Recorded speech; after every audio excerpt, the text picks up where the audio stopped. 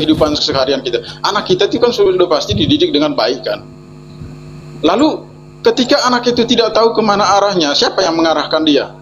Pada saat dia tidak bisa berpikir loh. Ya kan? Pada saat anak ini tidak berdaya, siapa yang bisa menggerakkan dia selain orang tuanya? Nah itu dia yang saya tanya. Bicara begini kan tidak hanya berpikir dari sisi iman atau logika. Inilah yang saya tanya.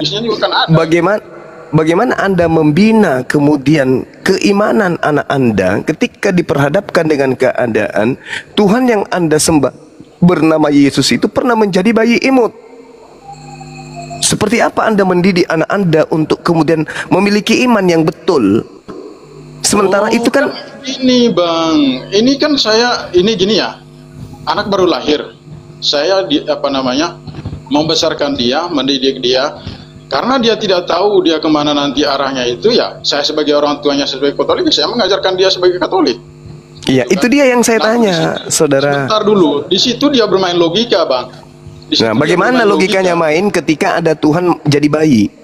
Ya Hadi, ya Bashir, ya Tabibi, Nabiullah khairul khalqi jami'an, lahu a'la manasibi wal marati, salatullah subhanallah. Bismillahirrahmanirrahim. Assalamualaikum warahmatullahi wabarakatuh. Kamu semua yang dirahmati Allah, semoga Allah senantiasa curahkan segala rahmat, segala nikmat yang berkepanjangan dan tiada kamu hujung dari dunia hingga akhirat, insyaallah. Dan Allah pun kumpulkan kita para kaum muslimin di bawah naungan Rasulullah beserta para nabi, beserta para orang-orang yang Allah kasihi, Allah sayangi, Allah cinta, insyaallah, di bawah naungan Rasulullah, di mana tiada naungan selain daripada naungannya, insyaallah. Amin amin Allahumma amin. Kaum muslimin, pada kesempatan pagi menjelang siang nih, saya akan membuat sebuah video di mana video ini mengisahkan tentang bagaimana perdebatan akhi semua masih akhi semua ya, dan para hamba Allah yang lain. Wah ya, luar biasa seru nih kamu muslimin. Pokoknya panas debatnya, debat panas. Baik kamu muslimin, demikian videonya. Gimana ini panglima kita ini? Apa itu? Batal guruna itu makan jam 1 siang. Tergantung perasaan. Kalau kita nganggap ini malam-malam jadinya, kalau kita anggap siang-siang lah. Allahu Akbar, Masya Allah. Ada kabar apa nih sahabat-sahabat sekalian? Kabarnya tadi gini, Banyuma diminta berbagi bahwa kenapa Nabi Muhammad SAW itu kena sihir, banyak cobaannya gitu. Allahu Akbar, Masya Allah. Itu asbabul nuzulnya ayat itu, keadaan itu yang harus dipelajari kemudian. Kenapa kemudian ada sihir? Karena itu jika bakal diwahyukannya surah apa itu? Al-Falaq. Nah itu dia. Untuk juga salah satu hikmahnya agar beliau itu tidak disembah. Karena Nabi Muhammad itu hampir tidak memiliki kekurangan, kelemahan. Takutnya disembah. Kok sama keterangannya sama saya tadi?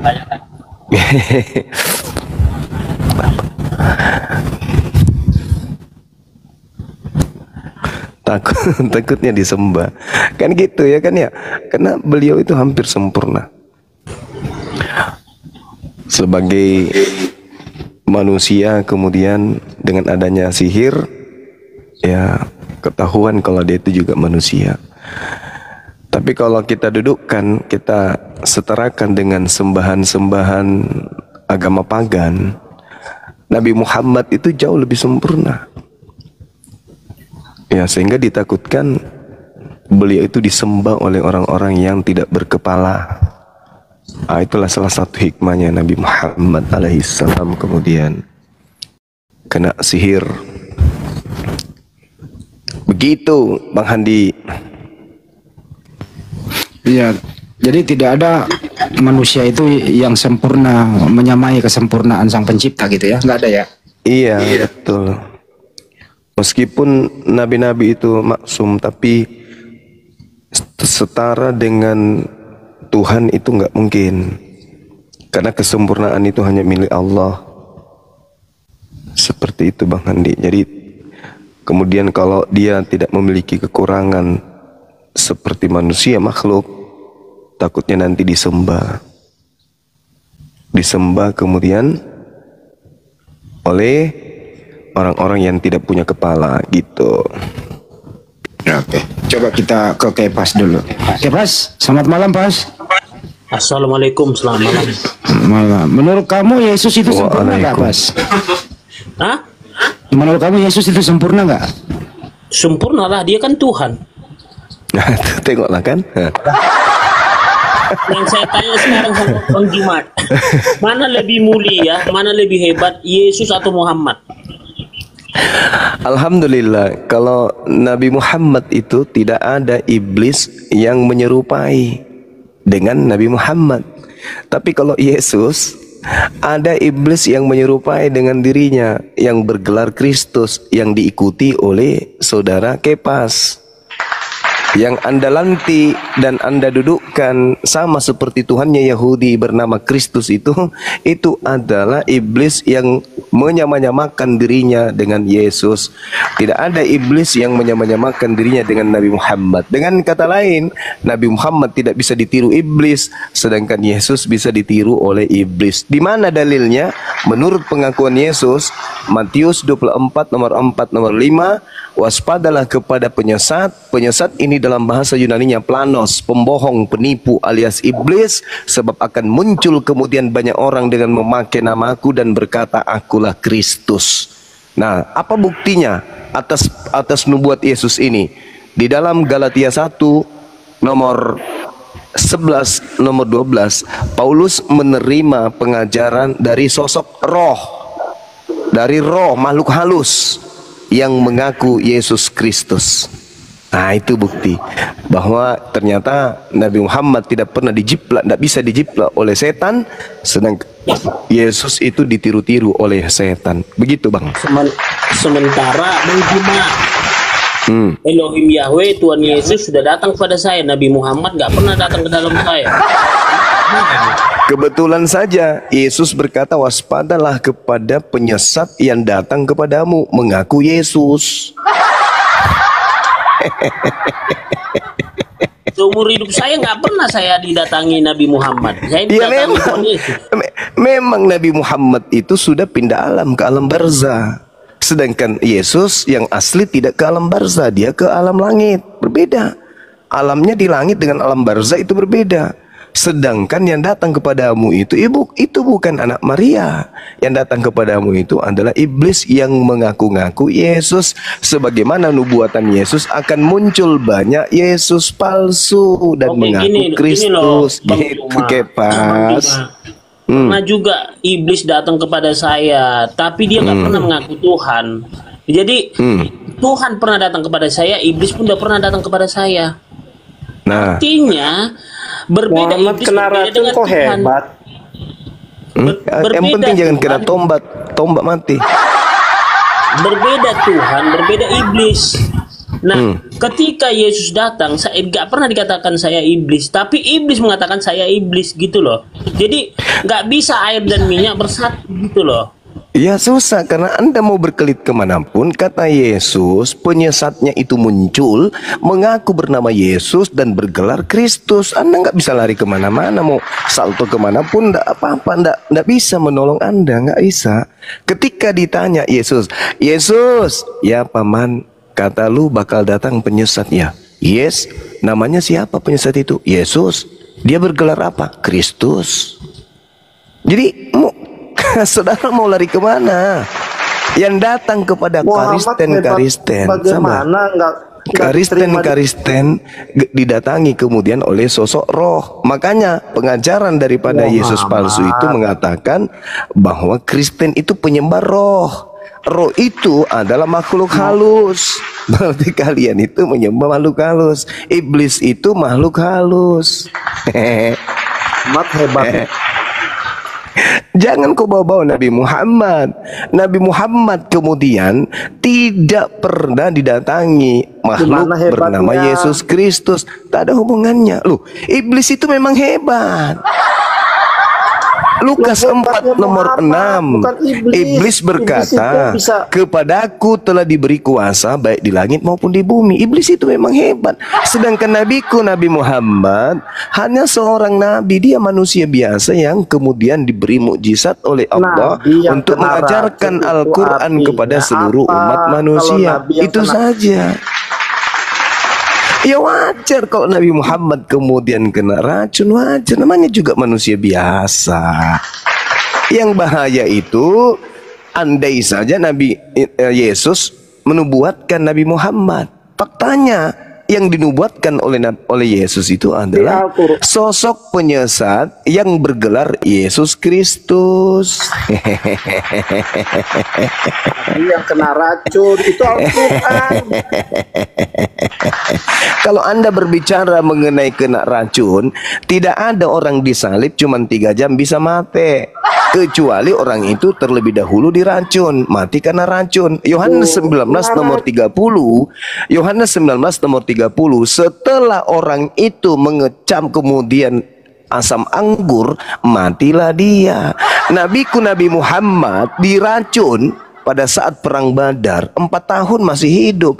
Ada orang cuman dijilat-jilatinnya sedikit asam anggur, mampus langsung, gak hitungan jam. Kenyataan bang. Kamu Dan katanya itu Tuhan. kamu cari mayat. Yohanes 19 nomor 30. Setelah Yesus kemudian mengecam anggur asam, maka matilah dia. Nabi Muhammad SAW diracun 4 tahun kemudian masih hidup. Yesus baru mimik sedikit, nyam, matilah dia. Katanya Tuhan, kok cuman jilat-jilat sedikit anggur asam mati. Jadi Yesus yang kau sembah itu saudara, Yesus yang kau sembah itu bukan mati karena disalib, mati karena diracun.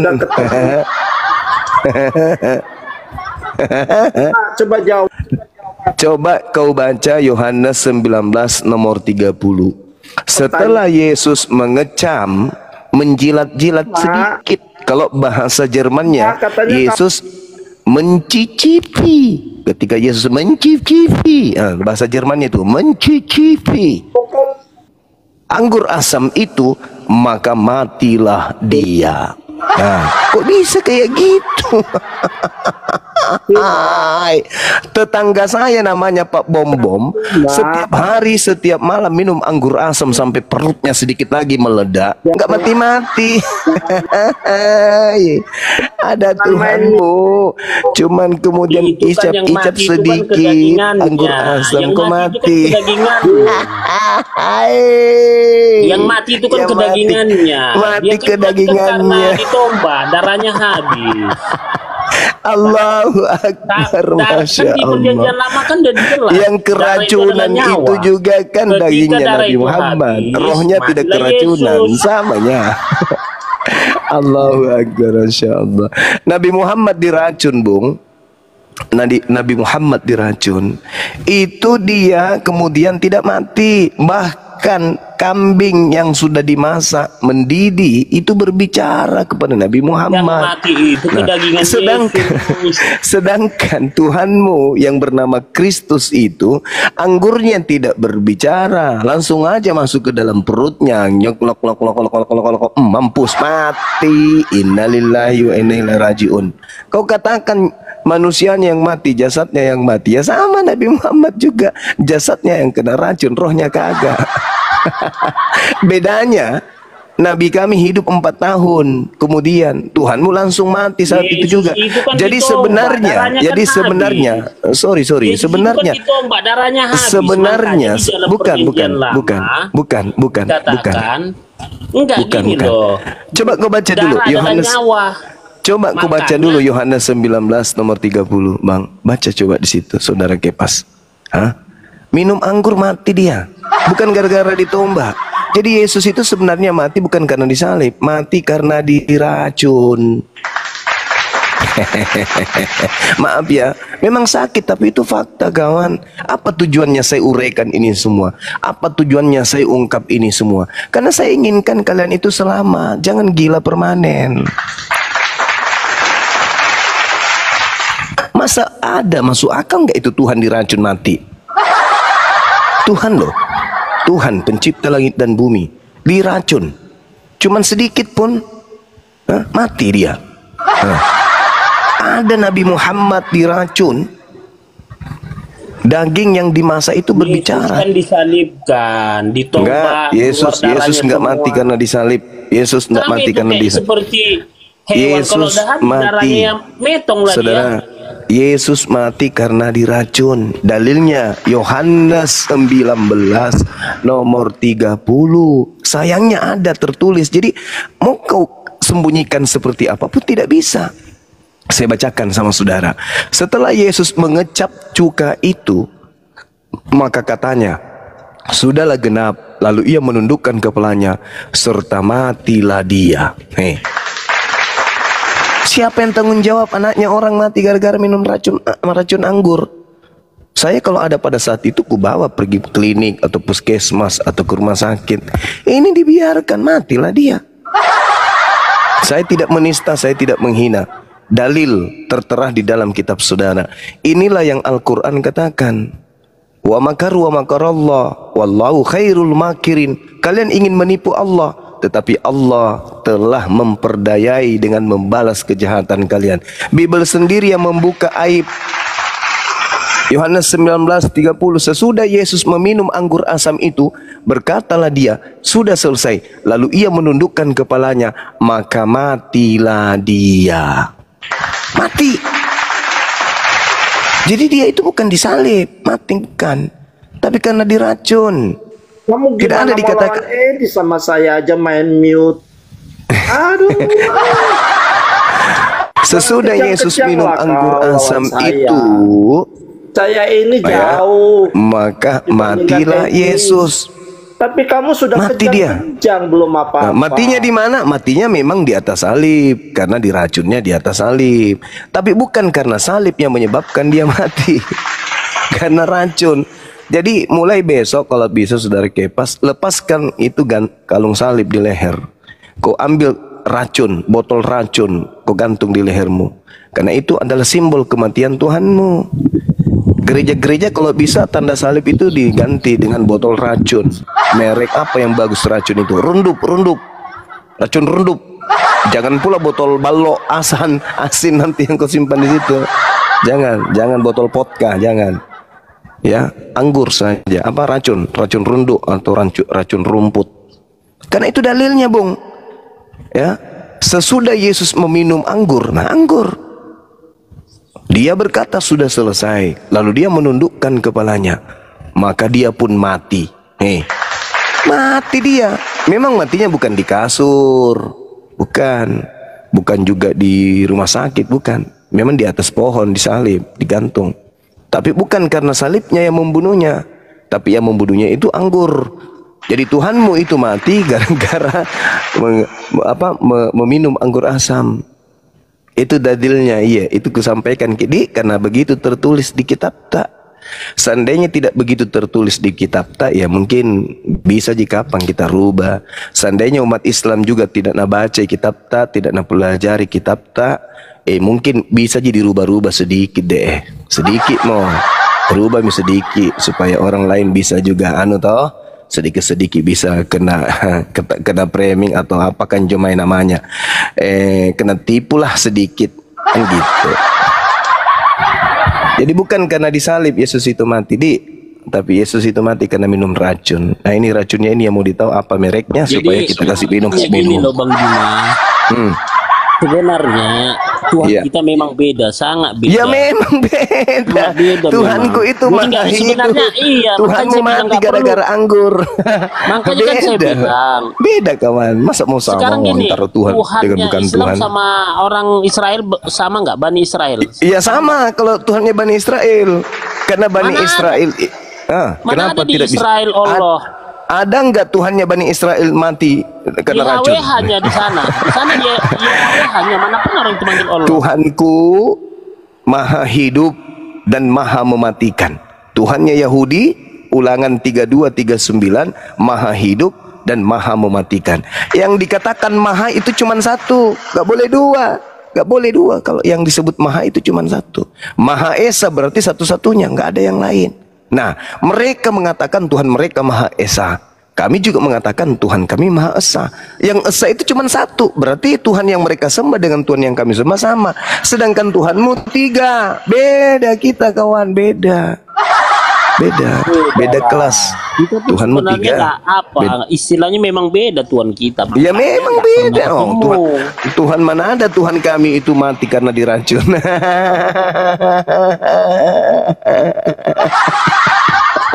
Mati karena diracun. Yang saya tahu itu biasanya mati karena minum racun itu ya pemabuk. Minum mati banyak anggur oplosan. Allahu Akbar, Masya Allah. Mudah-mudahan di bulan suci Ramadan ini banyak yang diwaraskan. Yohanes 19 nomor 30. Tapi kan Sesudah Yesus banyak murtad, Bang Juma. Jadi gini loh, nanti tahun 2050 menghayal misalnya. ini Islam sama Kristen di Indonesia. Iya, menghayal banyak yang murtad. Menghayal misalnya lagi. Menghayal kide. Sesudah Yesus minum anggur asam itu, anggur asam dia minum, anggur asam, maka matilah dia. Mana ada Tuhan kayak begitu? Mana ada yang mati minum anggur itu cuman peminum tua. Ya, ada dulu di mana itu ada satu kampung itu diberitakan di TV nasional, gara-gara minum anggur campur baygon dicampur spiritus. Nah, mati mereka bermatian. ini apa untung nggak dituhankan. Maaf ya, maaf. Saya bukan mau menistakan, nggak. Ini yang tertulis, saya baru geli-geli aja. Jadi gitu begini loh. Jadi kalau berseberangan dari Kristen, sasa aja bagaimanapun asumsinya, narasinya, sasa aja menggambarkan Yesus itu sebagai apa, kan gitu. Subukan asumsi, ini tertulis, Bang. Iya. Gitu dong. Artinya Yohanes tidak bisa jawab, sudah jelas Yesus itu Tuhan, gitu loh. Pada saat Yesus mati keracunan, apakah Bapak juga mati keracunan?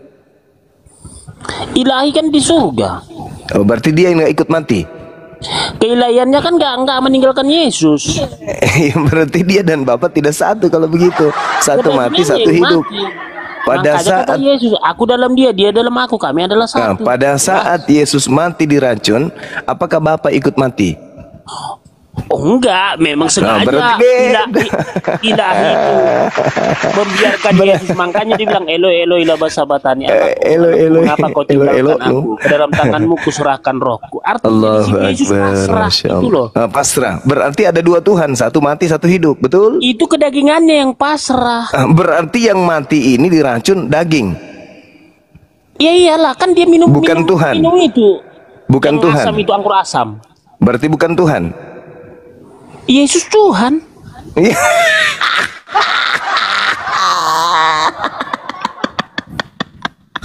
Allahu Akbar, Masya Makanya Allah. kalau Kristen nggak bisa. Ada berapa Tuhan? Ada gak Tuhan ketemu. Mati diracun, ada Tuhan yang kebal racun. Ada berapa Tuhan di situ? Tuhan hanya satu, nggak ada dua, nggak ada tiga, nggak ada empat. Katanya Yesus Tuhan mati. Terus masih ada Tuhan yang hidup, berarti ada berapa Tuhan? Satu mati, jadi satu hidup. Elohim. Jadi gini loh Bang Juma, Elohim Yahweh itu memakai rupa seorang hamba, yaitu Yesus. Ya, tetapi kan mengosongkan dirinya menjadi daging. Nah, setelah dia mengosongkan dirinya, dia jadi apa? Ditanya lagi. Beratnya. Dulu sebelum ada internet, Kristen memang bisa melenggang jualan Tuhan. Sekarang susah. Susah bang, susah karena internet menyediakan semua data. Tuhanmu ada 3, satu mati keracunan, yang satunya ada di langit katamu kan. Nah kamu katakan bahwa yang mati itu Yesus daging. Nah apakah Yesus daging ini Tuhan? Tuhan. Berarti Tuhan Yesus mau mati, masih ada Tuhan yang lain. Susah memang, susah karena kamu ingin mengajarkan sesuatu yang 3 menjadi 1. Mustahile kawan, mustahile. Makanya kan saya bilang sama Bang Juma, kalau Kristen nggak main logika ke dalam keimanan. Gitu jadi loh. main apa? Main apa? Makanya di dalam perjanjian baru Rasul Paulus kan katanya, kamu akan dianggap bodoh. Berarti memang orang Kristen dalam bertuhan tidak berakal. Memang kalau dia pakai akal pasti bakalan timbul pertanyaan seperti Bang Juma. Jadi kayak gitu loh.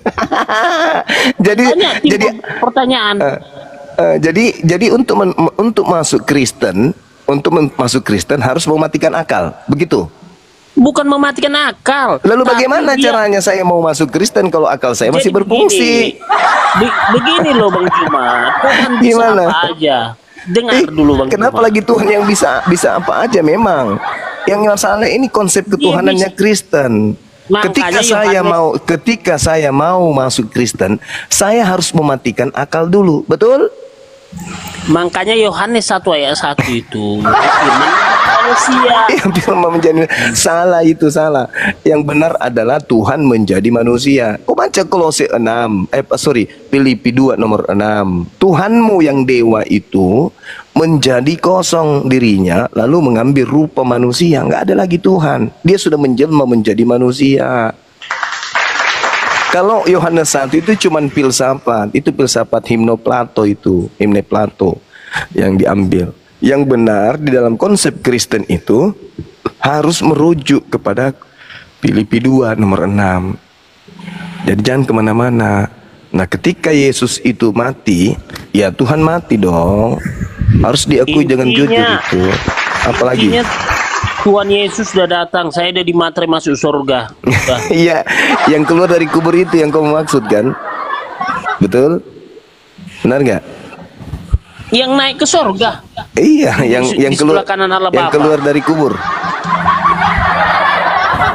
Yang keluar dari yang keluar dari kubur itu kan? Yang kamu maksud? Yang bergelar Kristus. Iya, yang bangkit naik ke surga. Bisa itu kau jawab pertanyaanku? Masalahnya itu di situ. Itu masalahnya karena Yesus yang asli menjelaskan kemudian akan muncul penyesat bergelar Yesus Kristus dilemparkan keluar dari kubur. Di dalam Yohanes 12 nomor 31 itu tertulis. Dengan Yohanes 14 nomor 30 itu tertulis bahwa iblis itu dilemparkan dari kubur, dilemparkan keluar. Itulah yang menyesatkan, sehingga muncul kemudian penyesat ini mengaku Yesus Kristus. Karena kalau dia jual namanya Paulus, karena kalau dia jual namanya Paulus nggak laku. Kalau dia jual namanya Andreas, dia jual namanya yang lain tidak laku. Satu-satunya nama yang dijual laku itu Yesus. Makanya iblisnya menyamar menjadi Yesus, penyesatnya nyamar Yesus. Ya, kata siapa? Kata Yesus. Di mana tertulis? Matius 24 nomor 4 nomor 5. Dia akan menyesatkan banyak orang si Yesus Kristus itu. Kalianlah korbannya, karena Yesus mengatakan kepada Bani Israel, wahai Bani Israel, waspadalah kepada Yesus yang datang kepadamu dengan mengatakan akulah Kristus. Dia akan menyesatkan banyak orang. Banyak orang yang disesatkan oleh Yesus Kristus, itulah kalian. Sederhana kan kawan-kawan. Jadi jangan gengsi lah. Temukan kebenaran itu dengan melunakkan hati, fungsikan akal. Anda akan sampai kepada poin kebenaran. Begitu. Boleh saya bertanya? Ya ini kenapa saudara Panada dari tadi keluar naik turun? Dia lagi sarap Saya ya. mau nanya sama Suma. Iya, kenapa? Nggak sopan. Apakah Yesus manusia? Jelas manusia. Kalau yang dilahirkan Maria jelas manusia, bukan kucing, Apakah bukan Muhammad pohon manusia? serai, bukan mangkok, Apakah tapi dia adalah Muhammad manusia. Nabi Muhammad juga manusia sama seperti Yesus. Tapi Kristus Dimanakah- yang datang kepada Paulus, dengar. Dimanakah Tapi Muhammad dengar. sekarang? Dengar. Tapi Kristus yang keluar dari kubur itu bukan manusia. Di mana tertulis bahwa Kristus yang keluar dari kubur itu bukan manusia? Tertulis di Galatia 1 nomor 11 nomor 12. Jadi yang kau sembah itu bukan manusia, bukan anaknya Maria. Iya, saya tanya. Tetapi penyesat yang dalam rupa Yesus Kristus. Gitu kawan, gitu ya. Kalau kamu mengatakan Yesus manusia, Muhammad manusia, Muhammad di mana sekarang? Alam barzah sama seperti Nabi Abraham. Alam barzah. Yesus ada di mana sekarang? Yesus ada di langit, anak Maria ada di langit. Langit. Di mana? Lalu di mana? Langit Iya, di mana, langit. Cuma. Iya, di langit. Yang jelas. Di langit, Yesus anak Maria itu di langit. Tetapi Yesus yang penyesat itu masih ada di bumi, ada di dalam diri-diri kalian. Bertengger dalam diri-diri kalian, itu Yesus. Yesus Kristus yang keluar dari kubur itu masih ada dalam diri kalian. Tidak pernah. Udahlah bang, Nabi Muhammad manusia, Mereka mengatakan anaknya Maria juga manusia, kan gitu. Jangan kamu bohong. Kasihan umat-umat yang kamu pimpin itu kamu tipu-tipu. Ayo jujurlah Suma. Suma. Jangan kamu suka pelintir-pelintir ayat. Turunin aja tuh bang, dia tuh nggak punya akal. Gimana saudara Kepas? Siapa yang mati diracun Kepas? Gini loh Bang Ju, Yang mati diracun siapa Kepas? Nabi Muhammad. Mati diracun atau Yesus? Nabi Muhammad diracun hari ini masih hidup 4 tahun ke depan. Yesusmu diracun detik ini juga mati. Gimana ini kawan? Kok jadi liar? Cara bicaramu jadi liar. Padahal jelas-jelas yang mati diracun itu Yesus. Gimana dong? Yohanes 19:30 loh itu. Sesudah Yesus meminum anggur asam itu, berkatalah dia, sudah selesai. Lalu Yesus menundukkan kepalanya dan dia pun mati. Mati. Inna lillahi wa inna ilaihi rajiun. Telah berpulang ke rahmatullah Yesus Tuhannya saudara Kepas. Kami umat Islam turut berduka cita.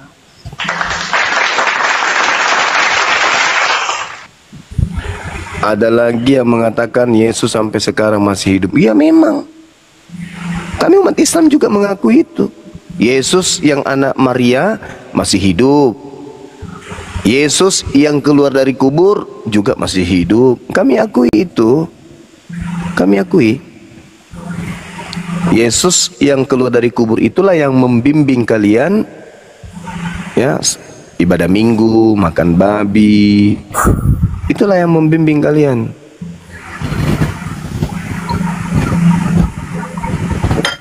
Sekarang sederhananya begini, saudara Kepas. Yesus nih, yang kami pun beriman kepada sosok yang datang lahir tanpa ayah. Kami umat Islam juga beriman. Kami beriman kepada beliau yang mulia, Yesus alaihi salam, anak Maria yang lahir tanpa ayah.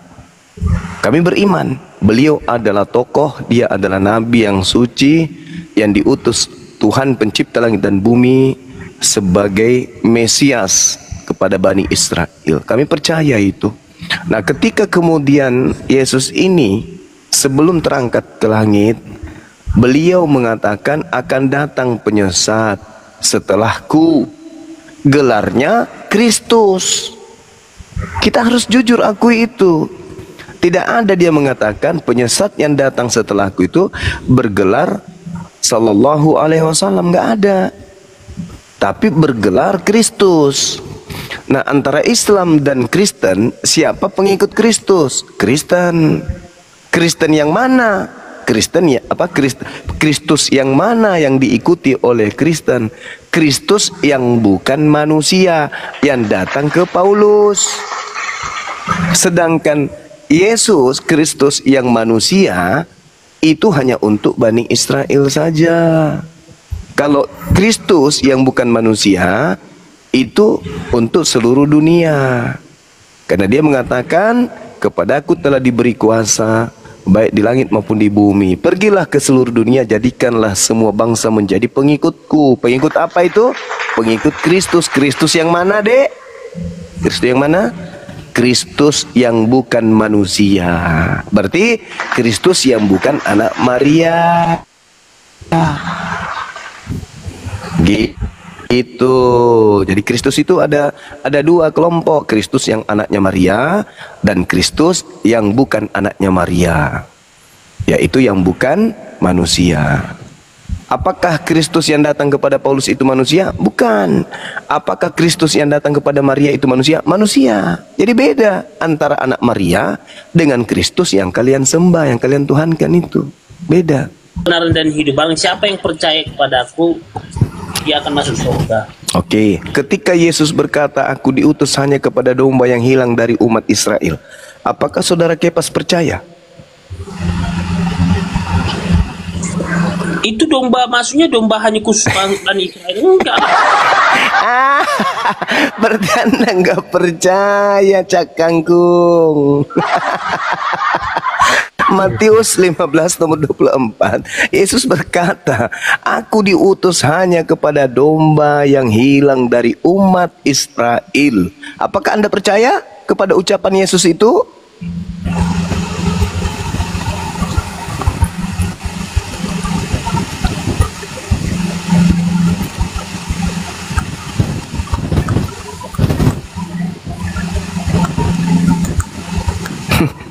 Ini ya, bukan. Jadi membaca Alkitab bukan sepotong-sepotong. Kalau kita kan ini harus percaya kepada Yesus. Berarti ucapan Yesus yang harus Anda imani kan ya. Ketika dia berkata, aku hanya diutus kepada domba yang hilang dari umat Israel, kenapa Anda berat percaya? Sedangkan kami sendiri percaya, Anda tidak, kan aneh. Aneh itu. Itulah artinya bahwa ada kekuatan di dalam diri Anda yang dihasilkan dari alam gelap, sehingga akal Anda nggak berfungsi. Sedangkan untuk mengalahkan iblis, kita harus menggunakan akal. Anda belum bertempur dengan iblis, akal Anda sudah mati duluan. Bagaimana iblis tidak menguasai Anda? Sementara untuk melawan iblis yang kita pakai melawannya itu akal. Kenapa kemudian iblis tidak menggoda kambing? Kenapa iblis tidak merayu babi? Kenapa iblis tidak menggoda monyet? Karena mereka tidak punya akal. Nah, Anda akalnya mati duluan. Sedangkan senjata untuk melawan iblis itu adalah akal kita manusia. Ketika kemudian perintah Tuhan untuk menyembah Dia, hakikat yang maha tinggi, yang harus kita pakai sandaran untuk menopang itu adalah akal kita. Ketika akal kita matikan, maka panci bolong pun bisa kau tuhankan. Ya, bahkan kloset bekas yang tidak dipakai lagi bisa kau sembah. Kenapa? Karena akalmu mati duluan. Maka tidak heran ketika kemudian Yesus ditemukan mati dan kau mengatakan Dia Tuhan, kamu jadinya akal-akalan. Yang matikan kemanusiaannya. Loh, kan memang kau sembah kemanusiaannya. Yesus itu dikatakan Yesus karena terdiri dari daging dan ruh. Kalau Yesus tinggal daging, dikatakan mayat. Kalau Yesus tinggal ruh, maka dikatakan dia makhluk halus, bukan Yesus lagi. Belum pernah kemudian ada orang meninggal, mayatnya terbuyur kaku, kemudian ada orang datang ingin memandikan. Mana bom-bom? Kita mandikan bom-bom yuk. Nggak ada. Orang datang mengatakan apa? Mana mayatnya? Biar kita mandikan. Nggak disebut lagi mana bom-bom. Karena bom-bom sudah meninggal dunia, tidak lagi disebut namanya. Enggak, karena dia bukan lagi manusia. Oh, dia masih hidup aja bukan manusia kok, apalagi sudah mati. Jadi orang datang ingin memandikan dia, ingin kemudian merias pengantin pakai baju gaun pengantin wanita, karena di sana nanti Pak Bom Bom jadi mempelai wanita. Jadi dia dihias pakai lipstik, dicari mana mayatnya. Angkat ke depan pakai eskavator, karena nggak bisa manusia ngangkat. Gitu kawan. Jadi akal ini sebagai alat deteksi. Kalau akal sudah mati, apa bedanya saudara Kepas dengan kambing? Gak ada bedanya. Cuman beda di jenggop. Jenggop Anda warna kehitam-hitaman, kambing ke kuning-kuningan. Itu adanya bedanya. Tapi sama-sama tidak menggunakan akal. Iblis tidak menggoda lagi mereka. Kenapa? Karena mereka tidak punya akal. Anda yang digoda sehingga akal Anda dimatikan. Samalah Anda binatang. Al-Quran malah mengatakan ulaika hum syarrul bariyah. Kalian yang dititipkan akal tapi Anda mematikan akal, Tuhan saya mengatakan itu lebih rendah dari kambing. Kambing tidak berakal karena memang tak ada akal. Wajar dia jadi kambing, bunyinya cuma mbe. Nah, Anda dikasih akal tapi Anda tidak memfungsikan akal, maka Tuhan saya mengatakan ulaika hum syarrul bariyah. Mereka itu seburuk-buruknya makhluk, lebih buruk dari setan. Sesetan-setannya setan masih mengakui bahwa Tuhan itu maha suci. Setan masih mengakui bahwa Tuhan itu tidak pernah menjelma. Tuhan tidak pernah diakui oleh setan mati. Tetapi Anda manusia yang bukan setan mengatakan Tuhan pernah mati, Tuhan pernah jadi bayi, Tuhan pernah lapar, Tuhan pernah ditampar, diseret, ditelenjangin, dipotong nonotnya, digantung dan seterusnya. Artinya Anda lebih kesetanan daripada setan. Sesetan-setannya setan, tidak pernah setan menyembah setan. Tapi sekepas-kepasnya kepas malah menyembah iblis yang ngaku Kristus. Minum dulu saudara Kepas. Maafkan saya, minum dulu. Minum. Minumlah. Minum. Ya, minum. Alhamdulillah. Minum. Alhamdulillah. Gitu saudaraku Kepas, ya. Jadi Yesus pun berpesan kepada muridnya, bukan kasihi Tuhan dengan apa? Bukan dengan iman. Yesus meminta kepada murid-muridnya mengasihi Tuhan itu dengan akal budi, bukan dengan iman. Di dalam kitab saudara diterangkan sangat jelas itu. Kasihilah Tuhanmu dengan segenap akal budimu. Matius 22, nomor berapa itu? Ya, nomor 37 ya. Itu jelas itu kawan. Jadi kalau kamu percaya kepada Yesus, maka kamu harus mengasihi Tuhan dengan akal. Sedangkan ketika kamu mengasihi Tuhan dengan akal, mustahile kau menyembah makhluk bernama Yesus Kristus. Justru karena kamu tidak mengasihi Tuhan, maka kau asal menyembah saja. Kau percayalah makhluk yang datang kepada Paulus. Kau sembahlah dia. Kenapa? Karena kau tidak menggunakan akalmu. Barusan tadi kau katakan di Kristen itu tidak menggunakan akal. Berarti ketika ada orang murtad mau masuk ke Kristen, harus mematikan akal dulu. Samalah seperti Saifuddin Ibrahim. Ditinggalkan anak istrinya, ditinggalkan istrinya, hartanya, ditinggalkan kemudian negaranya. Kenapa? Demi untuk mematikan akalnya, ikut menjadi seperti Kepas. Ketika dia Islam, Saifuddin Ibrahim, ketika dia Islam, dia tidak pernah menghujat Yesus. Dia tidak pernah menghinakan kemudian. Tapi ketika kemudian dia murtad menjadi Kristen, dia menghinakan Nabi Muhammad. Artinya apa? Cahaya Tuhan yang ada pada dirinya mati, nggak berfungsi lagi. Itulah yang terjadi. Jawab Yesus kepada mereka, kasihilah Tuhan Elohim dengan segenap hatimu, dengan segenap jiwamu, dan dengan segenap akal budi. Tak ada iman di situ kan? Anda tidak iman? Tak ada. Coba Anda buka, mana tahu saya salah. Matius 22 nomor 37. Dengan segenap akalmu, dengan segenap jiwamu, dengan segenap hatimu, kamu harus mengasihi Tuhan dengan 3 alat komponen tadi. Ada nggak iman di situ? Nggak ada. Nggak ada iman. Karena ketika akal kita bekerja kawan, maka iman, kepercayaan kita itu akan mantap. Contoh nih, contoh. Anda melihat bara api. Anda melihat bara api, konsep pertama adalah dengan hati. Ketika kita melihat bara api, kita harus berkata dalam hati, ini apa ini? Panas atau dingin? Ini bisa dimakan atau bisa diminum? Atau ini bukan benda yang bisa dimakan? Lalu kemudian kita olah dengan jiwa kita. Setelah kita tahu ini barangnya panas, setelah kita tahu barangnya ini membuat tangan melepuh, maka jiwa kita harus kita selamatkan, jangan disentuh. Jangan disentuh. Itu 2 lolos. Yang terakhir, akal. Ini bara api. Kalau saya pegang, panas, melepuh pasti. Bahaya ini kalau saya pegang. Maka kedepannya apa yang muncul?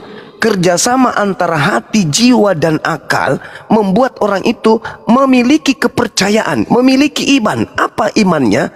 Jangan kau sentuh barang ini, karena bila mana kau sentuh, tanganmu akan melepuh, tanganmu akan terbakar.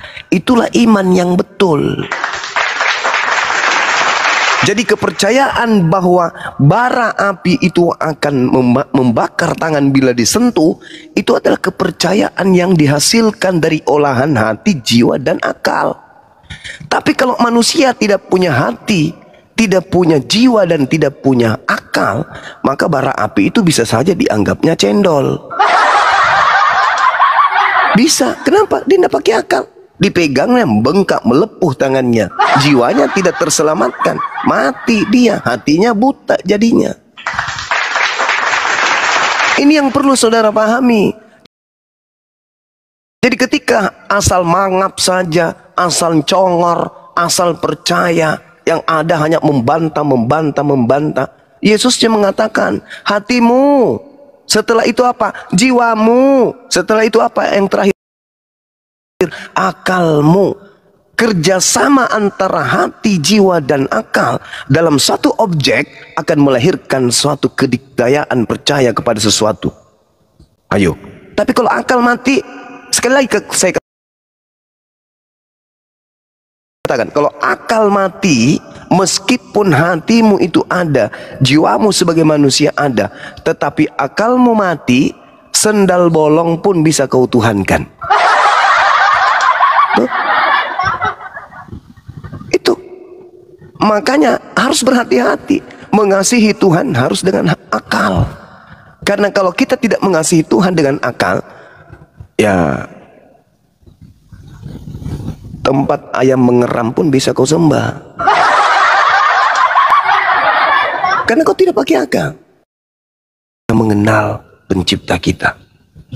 Makanya Yesus mengatakan, kasihilah Tuhanmu dengan segenap hati, jiwa, dan juga akal. Kasih, kalau kita lihat dalam bahasa Yunani, agapao, itu cerminan apa ya? Cerminan ketaatan. Ketaatan. Artinya kasih itu mendekatkan diri intim kepada Tuhan. Intimlah kepada Tuhanmu dengan akalmu. Nah, ketika Anda ingin intim dengan Tuhan dengan menggunakan akal, nggak nyambung. Ketika Tuhan Anda minta nete, Tuhan Anda kemudian nangis karena dia kencing di celana, harus diganti popoknya dan seterusnya. Nggak make. Makanya Yesus itu berpesan itu luar biasa pesannya. Karena kapan Anda memiliki Tuhan, tapi Tuhan yang Anda miliki, yang Anda sembah itu tidak sampai kepada kodrat akal Anda, maka tertolak. Maksud Yesus itu deteksi keberadaan Tuhan itu dengan akal. Deteksi keberadaan Tuhan itu dengan hati dan jiwa. Kapan tidak connect, jangan kau tuhankan. Seperti itu saudara Kepas. Saudara Kepas masih hidup? Masih? Masih lah. Kita tetap masih. Masih. Ya, alhamdulillah. Seperti itu saudara Kepas, ya. Ya begitulah, Tuhan kita beda, mau gimana lagi? Iyalah. Iya dong. Pastilah beda. Karena nggak akan pernah menyatu, Tuhan kita aja ada beda, gimana mau dibilang? Iya. Tapi bukankah akal kita itu sama, Bang? Kenapa nggak kita samakan persepsi aja? Bahwa untuk manusia itu diberikan Tuhan otak. Ya, otak kiri, otak kanan. Apa fungsinya? Fungsinya untuk berpikir rasional. Berpikir rasional. Masuk rasionalkah ketika Tuhan kemudian itu mati dibunuh oleh ciptaannya? Kalau Kristen pakai logika, udah nggak Kristen lagi, pasti banyak pertanyaan cuma itu loh. Dengan kata lain, ketika seseorang ingin menjadi Kristen, maka logikanya harus dihilangkan. Betul? Pasti dong. Kalau main logika 1 tambah 1. Dengarkan itu teman-teman, dengarkan. Jadi jangan pernah bermimpi bisa mengalahkan orang Islam berdebat tentang agama. Karena agama kalian landasannya no akal. Kalian akan tetap kalah karena kalian tidak menggunakan akal. Bagaimana mungkin seorang yang melihat seekor sapi ingin mengalahkan orang yang melihat sapi dengan akal? Yang melihat sapi dengan bukan akal, dia katakan itu adalah jangkrik, itu adalah walang sangit. Tapi yang menggunakan akal, enggak, itu sapi. Kalian yang tidak menggunakan akal tetap saja mengatakan enggak, itu adalah padale. Anda melihat bom-bom, Anda mengatakan bom-bom ini adalah manusia. Itu tidak pakai akal. Karena kelihatannya bom-bom itu ya gorila berbulu jangkrik. Gitu kawan. Jadi kalau Anda menggunakan akal, Anda tidak mungkin menjadi Kristen, kata saudara Kepas. Betul itu, betul. Harus kita hargai. Harus kita hargai. Jadi Pak Bom harus sadar ini. Menurut Profesor Kepas, ya, tidak mungkin orang berakal bisa masuk Kristen. Tidak mungkin. Karena di dalam konsep bertuhannya Kristen tidak boleh menggunakan logika, tapi harus menggunakan logila, kan gitu. Itu. Karena kapan pakai logika, mustahil jadi Kristen. Betul itu, saudara Kepas ini harus kasih penghargaan. Besok saya kirim sandal jepit ya Bang ya. Jadi jangan sosokan bom-bom mau lawan Bang Suma. Jangan sosokan. Orang bertanya apa, siapa yang mencuri kitab suci, kok bahas kutu pula dengan belalang. Ternyata memang dasar pijakan keyakinanmu itu bukan akal. Pantaslah kayak gitu. Sekarang dia kejar-kejar saya terus, mau diskusi lagi. Lukanya belum sembuh padahal. Masih mau lagi mengulang luka baru. Allahu Akbar, Masya Allah. Gitu ya saudara Kepas. Jadi Tuhan kita beda ya Kepas ya. Tidak beda lah. Ya beda. Kalau Bang Juma kan Allah, kalau saya kan Yahweh, Elohim Yahweh. Kok Yahweh lagi? Kok Yahweh? Mana ada Yahweh pernah mati diracun? Ada-ada aja ini. Tuhanmu itu Kristus, Paman.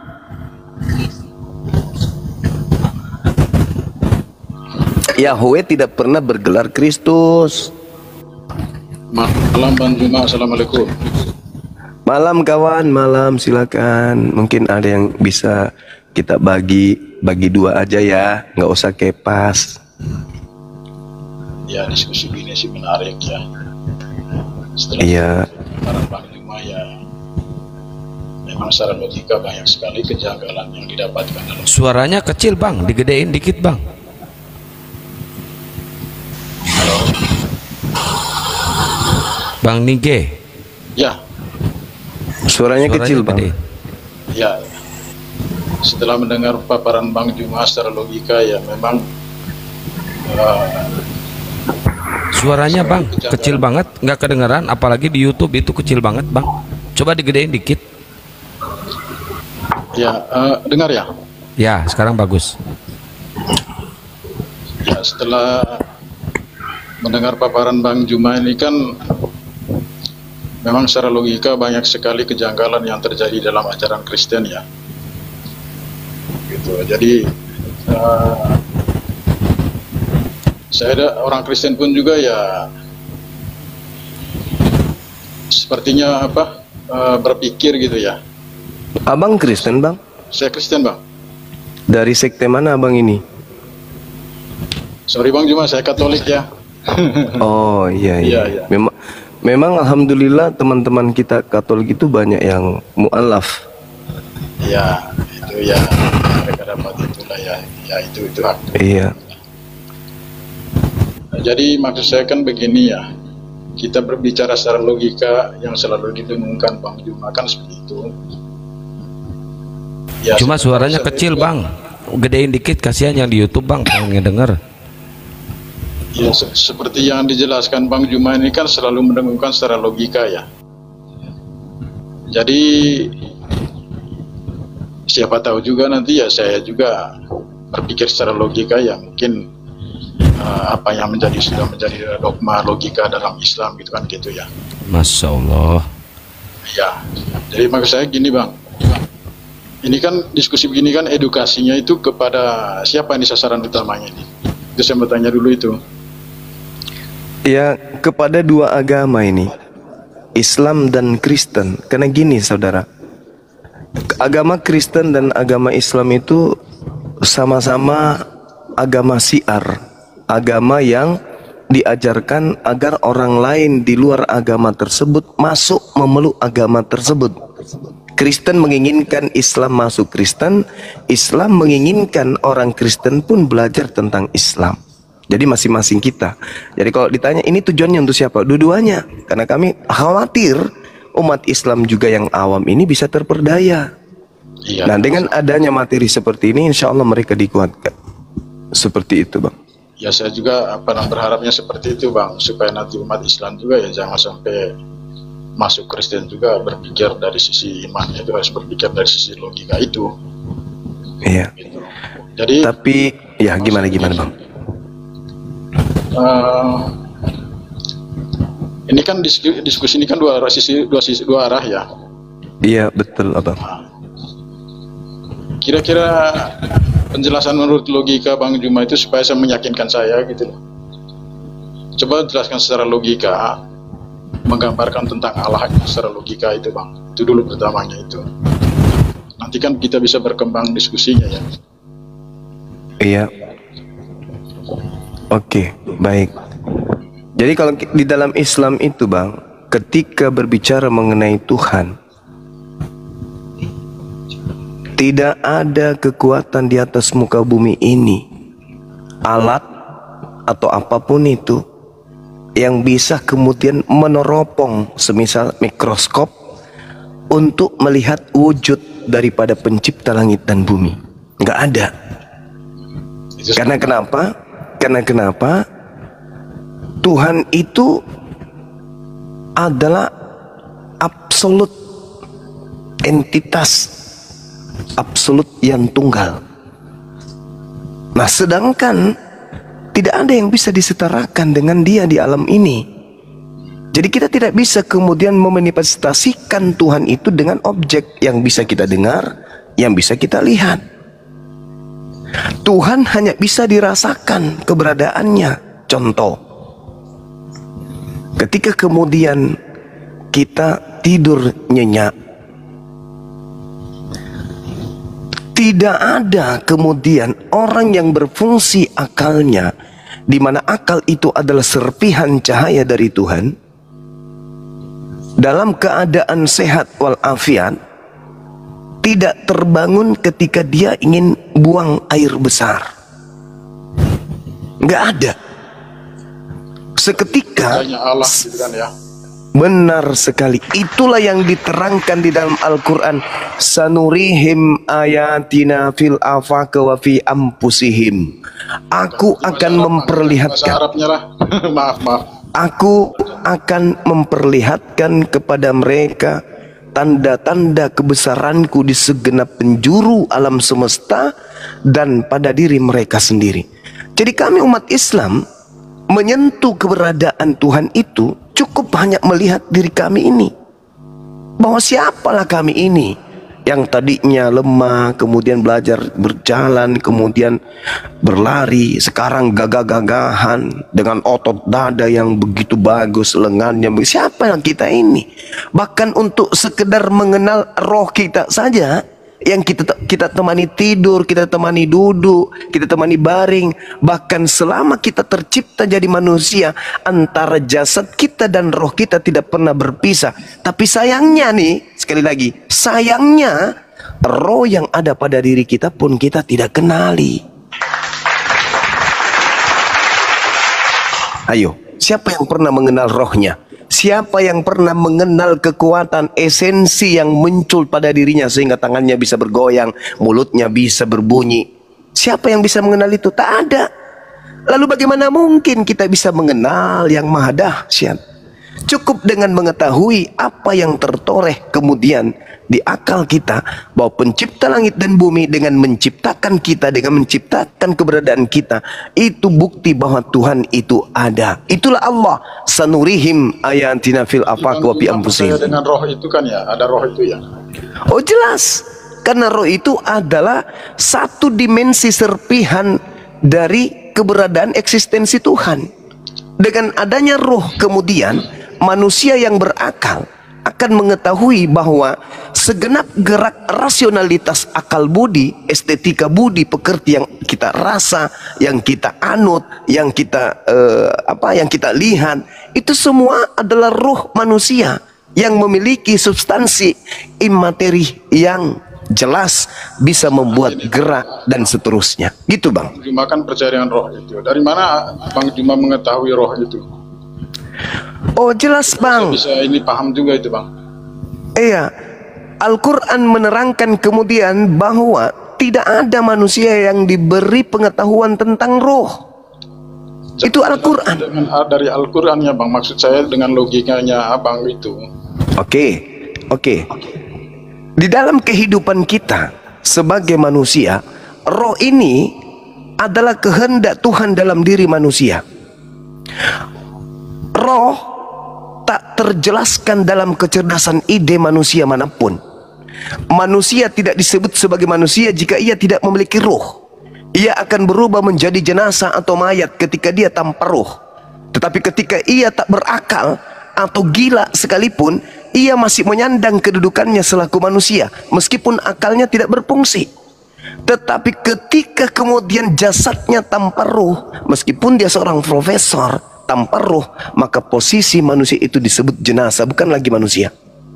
Artinya bahwa belum pernah kita temukan adanya pemberitaan telah terjadi kebakaran, 3 mayat melarikan diri. Tak ada itu Bang.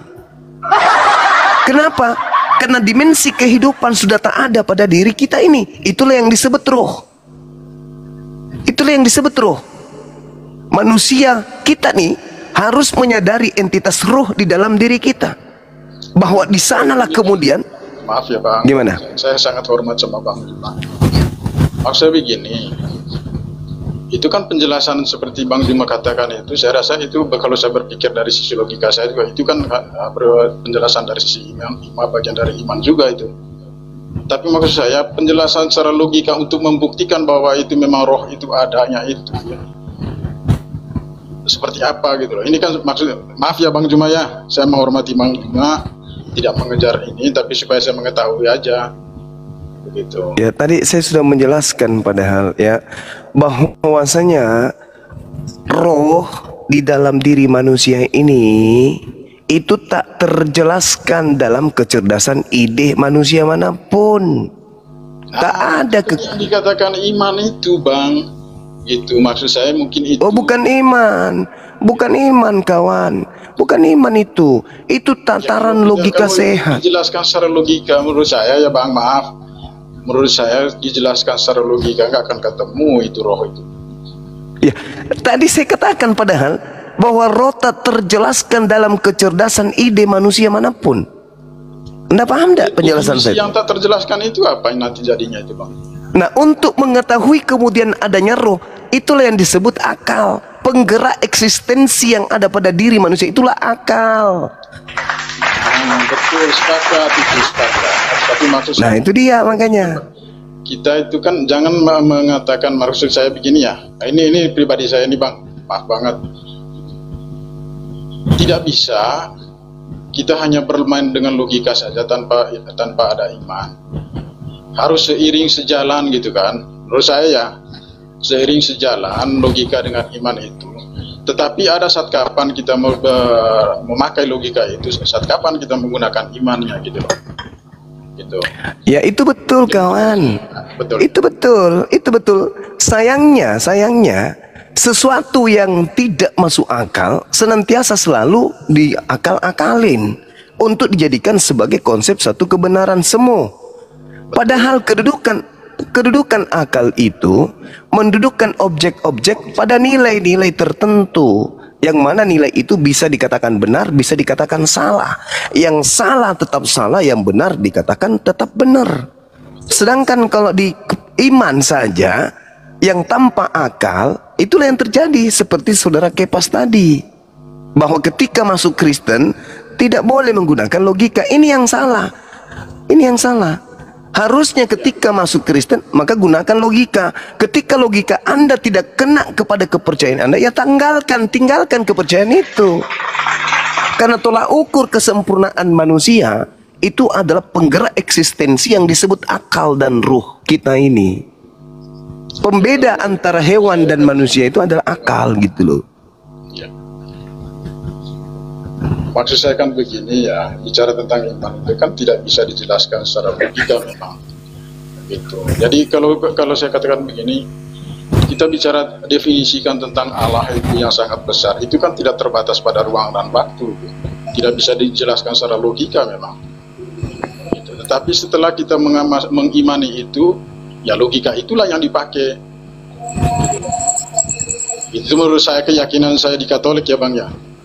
Gitu. Jadi ya, tapi diskusi ini sangat menarik Bang, betul, saya tertarik banget diskusi ini ya. Ya walaupun pemahaman saya dalam penafsiran kitab suci saya nggak paham Pak, saya nggak hafal. Di Katolik itu tidak terlalu mewajibkan untuk menghafal ayat segala macam itu tidak. Gitu. Jadi lebih kepada implementasi daripada kitab suci itu aja. Seperti itu. Iya. Jadi menurut saudara, untuk membenarkan sebuah kepercayaan, apakah perlu akal?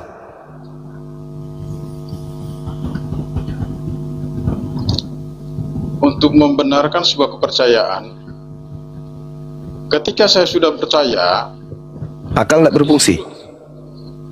Hah? Maka akal dimatikan. Oh enggak. Nah, itulah yang saya tanya. Untuk kemudian mengetahui iman itu benar atau tidak, apakah akal dibutuhkan? Akal kita dibutuhkan itu setelah kita mengimani itu, Bang. Itu menurut saya. Maaf saya bicaranya tidak. Bagaimana mungkin bisa seperti itu? Kalau misalnya ada orang percaya bahwasanya bara api itu dingin, apakah itu boleh dicerna dengan akal atau hanya diimani saja? Loh, kalau analoginya begitu ya Bang, ini kita diskusi. Kalau analoginya begitu, misalnya bara api itu, saya harus tahu dulu, begitu saya pegang, oh ternyata logika saya bermain, oh ini panas, oh ini dingin, oh ini tidak terlalu panas. Lalu bagaimana dengan kepercayaan yang orang mengatakan bara api itu dingin? Setelah dia menyentuhnya, harus dia rubah. Setelah dia menyentuhnya, logikanya baru berjalan itu. Berarti dia harus menanggalkan kepercayaannya bahwa bara api itu dingin, betul? Oh, bukan menanggalkan kepercayaannya. Saya harus tahu dulu di dalamnya itu, menyentuhnya dulu. Saya harus memegang dulu bara api itu. Nah, logika saya bermain di situ. Enggak. Apakah Ada kalau kan misalnya ini memang panas, maka tangan saya akan pulang. Gitu. Kan Tapi kalau ada ini setengah orang- masih bisa saya pegang, maka tangan saya mungkin tidak terlalu mundur begitu kan gitu. Hanya untuk orang-orang misalnya gini Bang. Anda punya anak, Anda ajarkan menyembah kepada anak Maria. Apakah dia menggunakan proses akal dulu atau imani aja ikut bapaknya?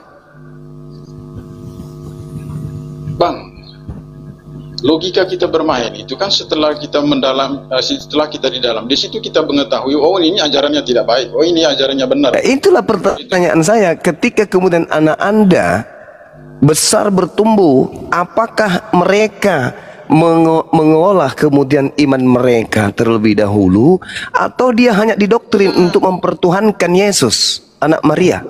Oh enggak, saya tidak mendoktrinkan kalau ke anak saya, ya saya tidak mendoktrin ke anak saya, tetapi saya punya kewajiban untuk mendidik mereka untuk menjalankan apa yang saya jalani gitu loh.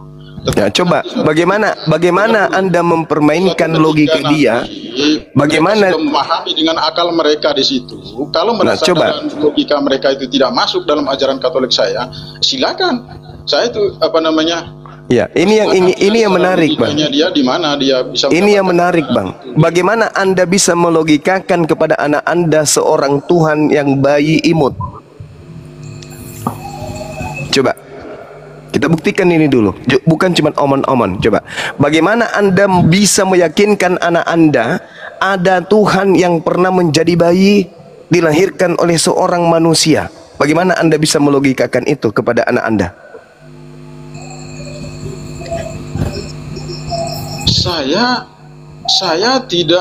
Saya tidak mendidik kan gini ya. Ini kan ada konsekuensi sosiologisnya juga, Bang. Gitu loh. Dalam kehidupan keseharian kita, anak kita itu kan sudah pasti dididik dengan baik kan. Lalu ketika anak itu tidak tahu kemana arahnya, siapa yang mengarahkan dia? Pada saat dia tidak bisa berpikir loh. Ya kan? Pada saat anak itu tidak berdaya, siapa yang bisa menggerakkan dia selain orang tuanya? Nah, itu dia yang saya tanya. Bicara begini kan tidak hanya berpikir dari sisi iman atau logika. Inilah yang saya tanya. Bagaimana Anda membina kemudian keimanan anak Anda ketika diperhadapkan dengan keadaan Tuhan yang Anda sembah bernama Yesus itu pernah menjadi bayi imut? Seperti apa Anda mendidik anak Anda untuk kemudian memiliki iman yang betul? Sementara itu kan ini, Bang, ini kan ini gini ya. Anak baru lahir. Saya membesarkan dia, mendidik dia. Karena dia tidak tahu dia kemana nanti arahnya itu, ya saya sebagai orang tuanya sebagai Katolik, saya mengajarkan dia sebagai Katolik. Iya, itu dia yang saya tanya, saudara. Sebentar dulu, di situ dia bermain logika, Bang. Nah, bagaimana logikanya main ketika ada Tuhan jadi bayi? Logika apa yang bisa dia pakai? Kalau misalnya logikanya dia tidak masuk di situ, silakan aja. Anda yang saya tanya, bagaimana Anda membodohi anak Anda untuk bisa mempertuhankan anak bayi? Lalu bagaimana cara Anda membuat dia bertuhan kepada bayi kalau Anda membodohinya? Coba. Bagaimana Anda kemudian menipu anak Anda untuk mempertuhankan seorang bayi kalau Anda tidak menipu dia? Bagaimana caranya? Jangan berpikir dari sisi itunya dulu, Bang. Justru karena itu saya tanya, bagaimana cara Anda kemudian? Logika saya mentok di situ. Oke. Logika saya mentok di situ. Coba Bang Juma jelaskan seperti yang Bang Juma tanyakan ke saya gitu. Jelaskan ke saya biar saya tahu gitu, biar saya paham. Lah, kami sederhana. Qul huwallahu ahad. Allah itu Maha Esa. Allah Maha Esa. Lam yalid wa lam yulad. Dari mana anak itu tahu kalau Allah itu Maha Besar? Ya, jelas alam semesta ini udah cukup. Tidak mungkin alam semesta ini diciptakan oleh anak bayi. Ayo. Makanya itu, ayo, Bang, itu logika. Makanya apa? Bermain di situ, betul itu. Ya, makanya apa? Saya mengajarkan anak saya, alam semesta ini diciptakan oleh hakikat yang maha besar. Masuk akal nggak? Masuk akal nggak? Secara Masuk logika akal. masuk akal. Sementara Anda Tetapi, mengajarkan anak Anda sebentar dulu, alam tetapi semesta ini dia diciptakan percaya anak enggak? bayi. Percaya enggak gitu loh anak Anda Oh percaya dong. Allah itu Maha Sekarang Besar. saya tanya kepada saudara, sekarang Bang Juma masuk membuktikan akal Allah itu Maha tidak? Besar, Masuk siapa yang akal membuktikan? Aku kagak? percaya. Kalau Tuhan, kalau pencipta alam semesta ini adalah Maha Besar, masuk akal nggak? Masuk akal. Iya, Masuk Bang, akal saya nggak kalau sepakat. pencipta Saya alam semesta ini anak bayi? Nggak Saya masuk mengikuti akal. logikanya Bang Juma. Saya mengikuti. Allah Maha Besar. Yes. Ya kan? Bagaimana cara Bang Juma membuktikan Allah itu Maha Besar? Logika Bang Di Juma. alam semesta ini, Loh, Bang, alam secara semesta ini logika- buktinya. secara- Alam secara semesta logika ini Bang buktinya. Juma itu- secara Siapa logika yang Bang Juma mampu itu- menciptakan Allah bumi Maha- ini? Ini baru bumi loh. Ini baru bumi. Siapa yang mampu menciptakan? Ayo, siapa yang mampu menciptakan alam semesta ini kalau bukan hakikat yang maha dahsyat, yang maha kuat, yang maha perkasa, yang maha besar? Ah, itulah imannya, Bang. Lalu Masuk apakah akal nggak itu? bisa membuktikan secara Masuk logika itu akal ada tidak, Allah yang Paman? menciptakan ini? Masuk akal nggak? Kenapa? Masuk akal nggak? Aduh. Aduh apa? Aduh apa? Saya terus terang, Bang, saya sangat Masuk akal menarik nggak? tertarik tadi dengan Gue tanya dulu saudara, kejujuranmu dulu kawan.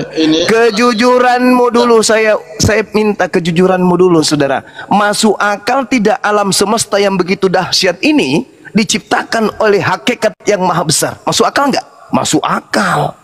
Masuk akal nggak kemudian alam semesta yang diciptakan oleh bayi imut? Itulah yang saya katakan kawan. Anda ketika bernarasi tentang bara api, oh saya pegang dulu, nenek lu kiper.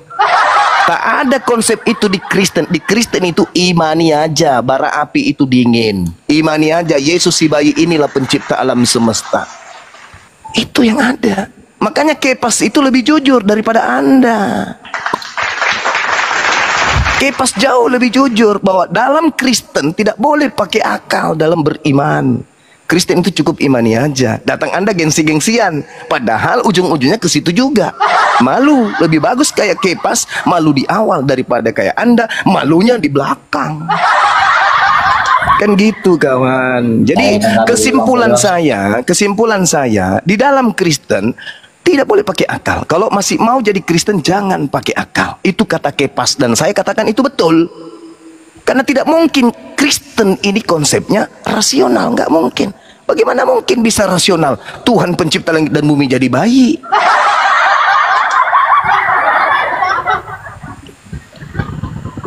Jadi modal Anda itu cuma imani saja. Dan memang saudara, ini ilmu untuk Anda nih. Di dalam kitab saudara, menurut pendiri agama Kristen yang bernama Paulus itu, di dalam suratnya 1 Korintus 1 nomor 19, di situ dia mengatakan, aku menghilangkan kecerdasan orang-orang terpelajar dan kemampuan berpikir cerdas akan aku lenyapkan. Baca itu kitab. Yang dikatakan bukan itu ya. Itu Paulus yang sudah menyatakan dirinya. Ya, 1 Korintus 1:9, aku akan menghilangkan kecerdasan orang-orang terpelajar dan kemampuan berpikir cerdas akan aku lenyapkan. Itulah kenapa secerdas-cerdasnya orang Kristen membuat pesawat misalnya, membuat mobil misalnya, tapi ketika berbicara mengenai agama yang dibentuk Paulus, seketika mereka tidak berakal. Seperti Anda, saudara Ngestrepo Putra, masuk santun, berbicara seperti orang intelektual. Tapi ketika berbicara mengenai agama, seketika Anda layu, seperti kepompong. Jasad kuat, otot kuat, body bagus, berdiri tegap, jalannya bagus. Ketika ditanya tentang imannya, kepompong keropos. Karena memang sudah konsep bang, itu agama Anda, jadi jangan malu untuk mengaku itu. 1 Korintus 1 nomor 19, 2 Korintus 10 nomor 5. Kami mematahkan, kami membinasakan setiap pemikiran manusia dan merubuhkan semua kubu ketinggian pengetahuan Tuhan. Jadi pengetahuan Tuhan itu dirubuhkan oleh Paulus sehingga dia menggiring manusia. Cukup percaya kepada Yesus saja. Itu oleh-oleh buat saudara untuk belajar lebih giat lagi. Saya kira begitu.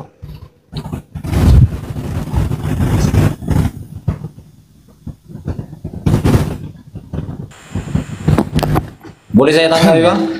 Boleh. Saya udah nyimak Bang Jumaini dari tadi. Mungkin dengan kata lain bisa dibilang gini, Bang, tentang iman Kristen. Saya Kristen. Di dalam beriman kita tidak boleh mengandalkan akal. Mungkin itu sebutan lainnya. Kenapa? Karena kalau kita mengandalkan akal, Tuhan itu bisa melakukan banyak hal yang di luar jangkauan akal manusia.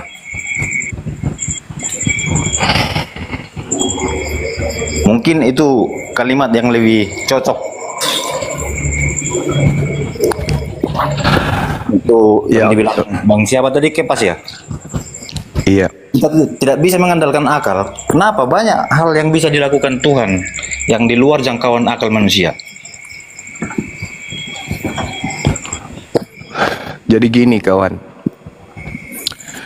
ketika Anda mengatakan tidak bisa mengandalkan akal, berarti itu sama halnya Anda memfitnah Tuhan yang telah menciptakan manusia sebagai pemimpin di atas muka bumi. Karena dengan akal kemudian manusia justru bisa mengenal Tuhannya. Kalau orang mati akal tak akan pernah bisa mengenal Tuhan. Makanya banyak yang menyembah pantat sapi, banyak yang menyembah kemudian kulkas, ada yang menyembah kain horden. Kenapa? Karena mereka tidak menggunakan akal. Akal ini adalah cahaya yang mencerahkan. Akal menjadi garis pembeda antara makhluk kita dengan makhluk yang lain. Manusia yang berakal mengembangkan beragam konsep. Simbol-simbol yang ada mampu manusia berikan makna-makna tertentu. Bahkan akal terus mencari kebenaran, menggali kebenaran yang baru. Jadi akal ini dititipkan oleh Tuhan sebagai cahaya yang mencerahkan, yang menjadikan garis pembeda. Akal adalah makhluk materi Tuhan yang tertanam dalam materi fisik tubuh manusia. Iya, betul. Untuk apa? Ya, untuk mencari Tuhan. Akal itu, akal kita pakai untuk mencari Tuhan. Jadi kalau ada Tuhan yang ditemukan tanpa melalui proses akal, itu bukan Tuhan. Percaya sama saya. Oke. Makanya Bang. Yesus titip pesan di Matius 22 itu, kasih Tuhan dengan akal. Gitu saudara. Aku yakin abang ini udah banyak baca Alkitab ya. Mungkin abang dengar, abang udah pernah baca itu, carilah dahulu kerajaan Allah, maka semuanya itu akan ditambahkan padamu, katanya. Betul itu dalil, betul itu masuk akal itu. Makanya kalau menurut saya kita tidak bisa mengandalkan akal gini bang. Macam abang bilang tadi, mata, telinga itu semua terhubung ke akal kita. Betul? Ya. Tapi ada kuasa Tuhan yang bisa kita buktikan yang di luar akal. Contoh bang, gravitasi bumi. Ada nggak?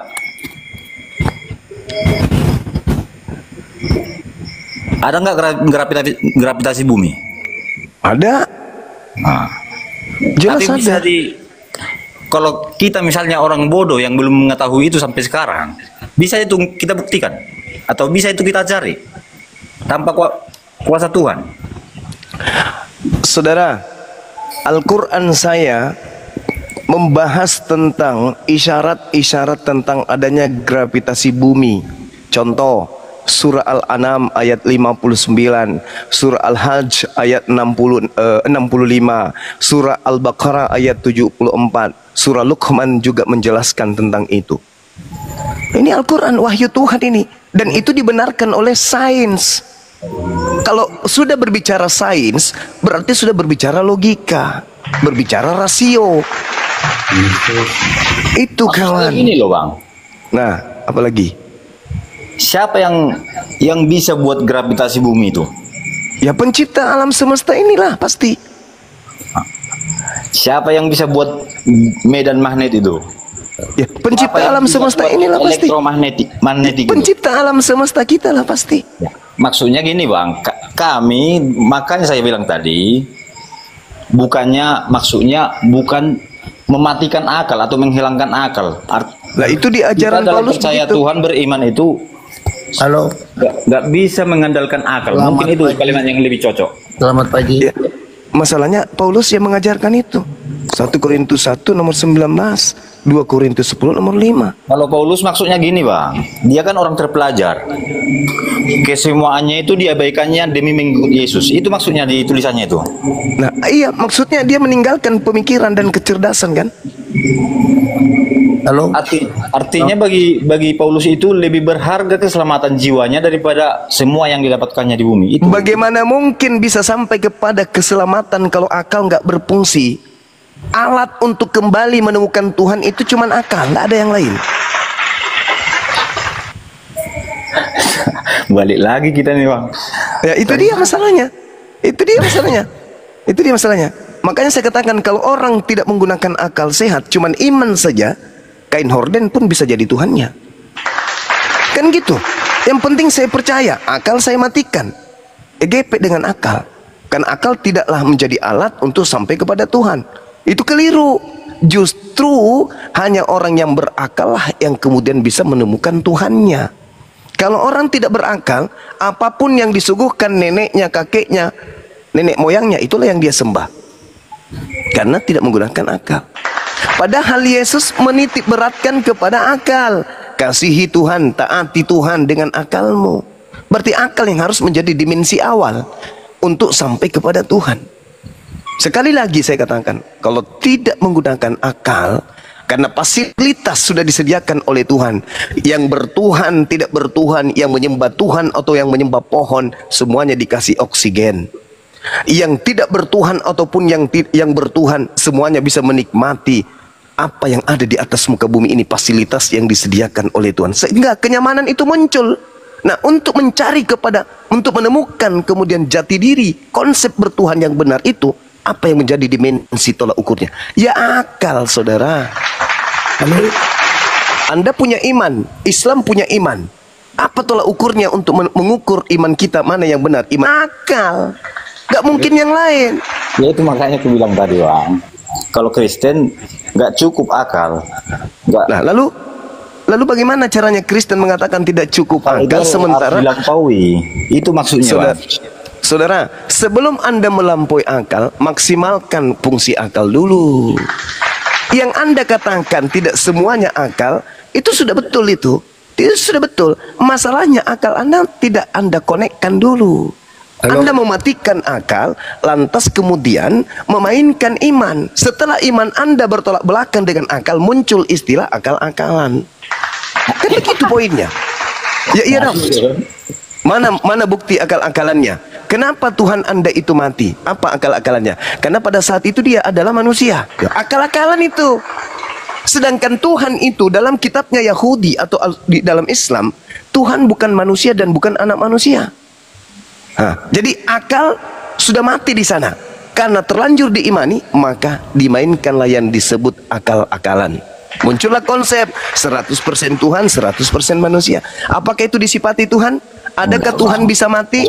Adakah Tuhan itu punya kekurangan? Adakah Tuhan itu bisa jadi makhluk? Nggak ada kan? Menurut logika.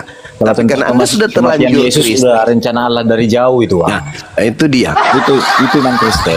Itu dia. Ini kalau saya kejar Anda tidak akan pernah bisa menunjukkan data. Kalau Tuhan sudah merencanakan membunuh Yesus. Saudaraku Juma, saya lagi dong. Oh iya Sensei, silakan. Silakan. Nah, demikian tadi kamu perdebatan yang tidak seimbang antara orang-orang bodoh dengan orang-orang berilmu, ya. Di mana orang-orang Kristen itu selalu memaksakan kehendak mereka dari apa yang mereka pikirkan, ya. Walaupun tidak berkesesuaian dengan kitab yang mereka anggap suci itu dan mereka imani dan mereka anggap suci itu. Semuanya terlepas dari apa yang menjadi konteks perkataan otoritasnya itu yang tertulis di dalam kitab mereka sendiri. Nah, jadi ketika orang-orang Kristen itu membuat finahan, itu luar biasa jago gitu, ya, membuat propaganda itu jago luar biasa. Tapi ya, kalau disuruh mempertanggungjawabkan ataupun suruh menguraikan dari apa yang mereka imani, mereka resok, ya, mereka kalang kabut, mendadak bodoh, mendadak tolol, mendadak bego itu ya, ketika disinggung masalah keimanannya dan dipertanyakan menjadi soal jawab, dan mereka menjadi apa mendadak tulul gitu. Itulah orang-orang kafir Kristen ini ya. Tapi itulah menjadi sebuah menjadi sebuah hiburan bagi umat muslim ketika melihat orang-orang kafir itu bernarasi, orang-orang kafir itu berdebat gitu ya. Itu kita sebagai umat muslim yang wajib mengedepankan akal kewarasan, ya tertawa dengan hal itu, jadi terhibur, lucu mereka. Baik kaum muslimin, mungkin hanya itu saja yang dapat saya sampaikan, dan saya Ribdu sini. Wassalamualaikum warahmatullahi wabarakatuh. Ya Hadi, ya Bashir, ya Tabi.